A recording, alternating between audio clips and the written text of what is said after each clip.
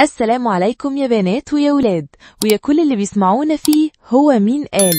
النهاردة معانا مقولة اتقالت كتير وبتتكرر في كل حتة. Ladies first، يعني الستات الأول. المرة اللي فاتت قلنا إنها مقولة مش مظبوطة لما نتكلم عن الحياة العامة، عن المواصلات أو السلم أو الشارع، ووضحنا إن البنت المفروض تحافظ على نفسها وتخلي الرجل يسبقها علشان هي غالية. لكن تعالوا بقى نتكلم النهاردة عن موقف تاني خالص. الموقف اللي معاه المقولة دي تبقى صح 1,000,000%، بل وتبقى واجبة كمان. امتى؟ لما تكون البنت ماشية مع جوزها أو مع أبوها أو مع أخوها.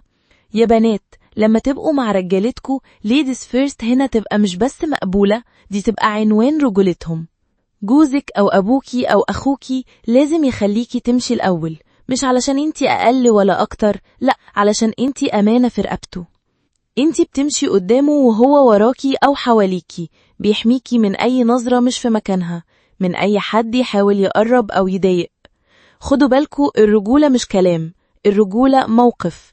الرجولة إن الراجل يبقى هو الدرع اللي بيصد عنك الدنيا. وطبعا يا ولاد الكلام هنا ليكوا برضو. لما تبقى مع أختك، مع مراتك، مع بنتك بكرة، واجبك إنك تخليها الأول، مش تمشي قدام وتسيبها وراك، ومش تبقى ماسك موبايلك ومش واخد بالك، لأ، انت عينها التانية وانت السند اللي واقف وراها. لكن خد بالك، الرجولة مش انك تزق واحدة تانية علشان تفتح السكة لمراتك، مش انك تضايق بنت تانية في المواصلات بحجة انك عاوز تقعد مراتك.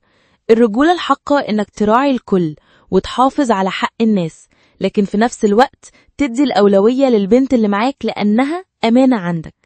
يا بنات، خلي بالكوا إن ladies first مع جوزها أو أخوكي أو أبوكي مش رفاهية، دي مسؤولية هو شايلها.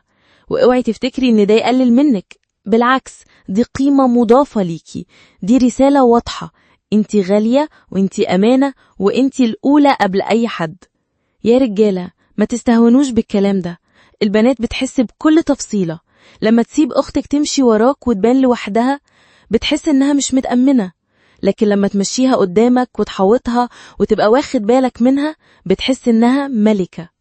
في الآخر يا جماعة، ladies first مش مقولة مطلقة، مش في كل مكان ومش مع كل الناس، لكن لما تكون البنت مع رجالتها، جوزها، أبوها، أخوها، هنا تبقى المقولة دي صح. صح علشان الرجولة معناها حماية، وصح علشان البنت لازم تعيش مطمنة، مش حاسة إنها مكشوفة أو سايبة نفسها.